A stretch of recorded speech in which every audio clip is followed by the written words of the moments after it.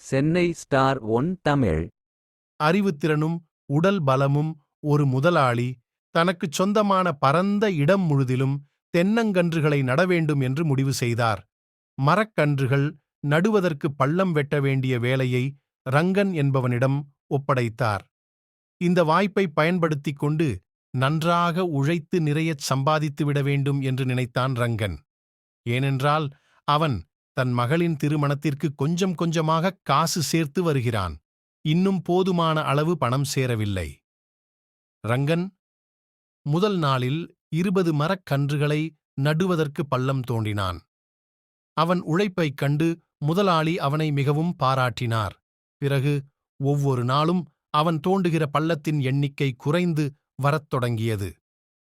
40ஆம் நாளில் அவன் காலையிலிருந்து மாலை வரை எவ்வளவோ முயன்றும் 2 பள்ளங்கள்தான் தோண்ட முடிந்தது. ரங்கன் மிகவும் ஏமாற்றமடைந்தான்.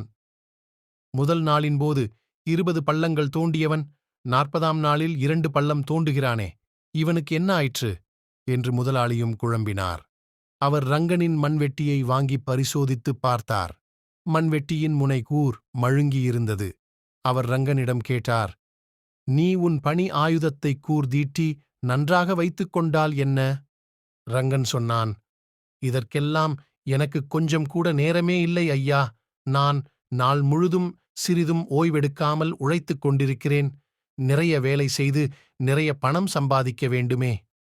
முதலாளி சொன்னார், ரங்கா, இந்த மண்வெட்டியைப் போலத்தான் நாமும்.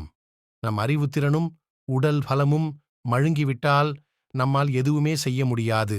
நமக்கு எவ்வளவோ கடமைகள் இருக்கலாம், நிறைய உழைக்க வேண்டி வரலாம்.